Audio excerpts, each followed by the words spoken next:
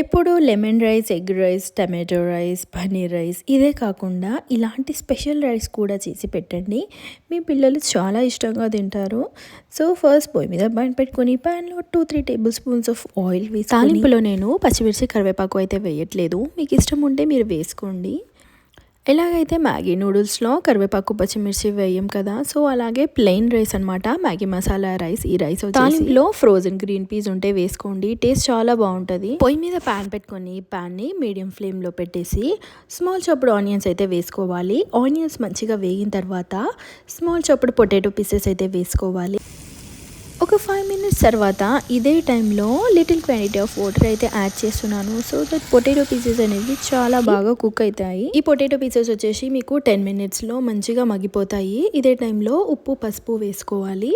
వేసుకొని మంచిగా కలుపుకోండి. కలుపుకున్న తర్వాత ఇక్కడ నా రైస్ క్వాంటిటీకి 1 tablespoon of masala powder అయితే సరిపోతుంది. అందుకే నేను ఇక్కడ 1 tablespoon of masala powder వేసి ఒక 2 మినిట్స్ పాటు ఈ పొటాటో పీసెస్కి మంచిగా పట్టేలాగా కలుపుతున్నాను. తర్వాత రైస్ అయితే వేసుకొని ఇంకా దించేసుకోవడమే. మ్యాగీ మసాలా రైస్ అయితే రెడీ అయినట్లే.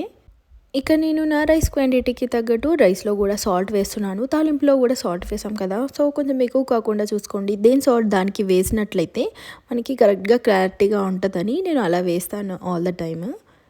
సాల్ట్ క్వాంటిటీ కరెక్ట్గా ఉండేలాగా చూసుకోండి. ఎక్కువైతే పిల్లలు తినడం చాలా కష్టం అవుతుంది. మీడియం ఫ్లేమ్లో ఒక 2 మినిట్స్ టాస్ చేసుకుంటే ఈ రైస్ని మ్యాగీ మసాలా రైస్ అయితే రెడీ అయిపోతుంది. ఈ మ్యాగీ మసాలా పౌడర్ వచ్చేసి మీకు ఏదైనా ఇండియన్ స్టోర్లో దొరికిపోతుంది. అండ్ మ్యాగీ ఇష్టం ఉన్న వాళ్ళు ఇలా రైస్ చేసి పెట్టండి, మ్యాగీ మసాలా రైస్. పిల్లలు అయితే చాలా ఇష్టంగా తింటారు. ఇదే కాదు, ఇలాంటి మరెన్నో రెసిపీస్ నా ఛానల్లో అయితే ఉన్నాయి. ఇలాంటి మరెన్నో రెసిపీస్ కోసం నా ఛానల్ అయితే సబ్స్క్రైబ్ చేయండి. Thank you for watching my channel.